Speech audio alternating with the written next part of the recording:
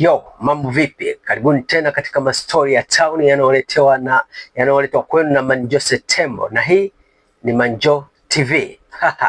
Bila kusahau, kama huja subscribe basi fanya hivyo hapo na ubonyeza alama ya kengele ili upate notification kwa update zote ninazokuletea. Unajua nini? Leo tunakwenda katika mji wa Oman. Mastori yetu hiyo yanatupeleka moja kwa moja katika mji wa Oman.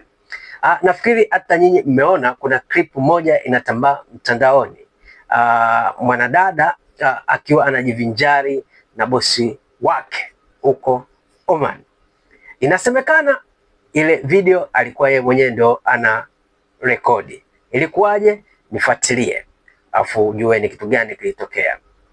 Dada alikuwa anakifanya kazi za ndani huko Oman, akiwa anajitafutia riziki zake ili watoto waende shule, familia yake iende chooni, na yeye mwenyewe apate pesa za kujikimu kimaisha. Sasa siku moja alikuwa amekaa, bosi wake akaja, akawa anamdagailagai, kumdagailagai, baadaye akamdanganya kwa riali 300 ya Oman.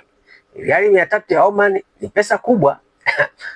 Kama una moyo mwepesi huwezi kukataa kabisa. Basi ilikuwaje? Mwanadada alikubali, akaona hii pesa nisiache. Wakafanya yaliyofanyika, baadaye wakamaliza michezo yao. Lakini ilivyokwenda, yule dada akawa ana hali ya kuumwaumwa siku zinavyozidi kwenda.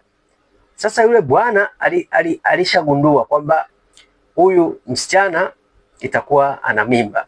Ikabidi amwambie mke wake kwamba huyu mdada tumsafirishe kwao, lakini yule mama alisema hapana, huyu nabii akaya malize mkataba wake. Umeona? Basi kilichofanyika, yule mama alimuita dokta kuja kumpima yule dada, yule mfanyakazi. Baada ya kwenda kumpima, unajua nini? Aligundulika ana mimba. Kwa hiyo alivyogundulika ana mimba, yule mama aliamua kupiga simu polisi, wakaja wakambeba yule msichana. Walivyombeba moja kwa moja wakaenda naye polisi.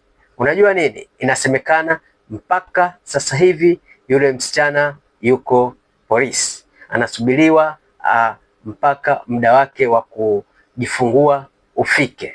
Sasa sijajua sheria za Oman zikoje kwa mtu anayepata ujauzito, na sijajua pia ni kitu cha kuomba na kushukuru Mungu kwamba huyu mama hakuweza kuchukua action yoyote kuhusu yule mfanyakazi, na sijui kama anajua labda ni mume wake ndio amefanya kile kitendo au ni mtu mwingine.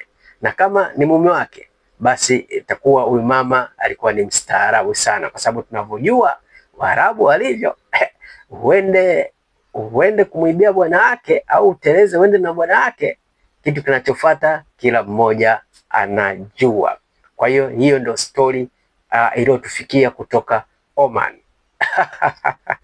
Kwa hiyo madada, kweni makini mnapokuwa huko kwa mabosi wenu, mjichunge sana. Hata kama unaiba, basi ujue unajikinga vipi ili asikutokee kama ilivyomtokea mwenzenu. Niseme tu, mwisho wa kipindi hiki ndio mwanzo wa kipindi kingine. Karibuni, na please msisahau kusubscribe na kubonyeza alama ya kengele ili mpate notification kwa update zote ninazowaletea. Hii akaunti ni mpya baada ya ile akaunti yangu ya mwanzo kuvunja sheria za YouTube, kwa hiyo ikawa imefungiwa. Bye bye, Manjose Tembo.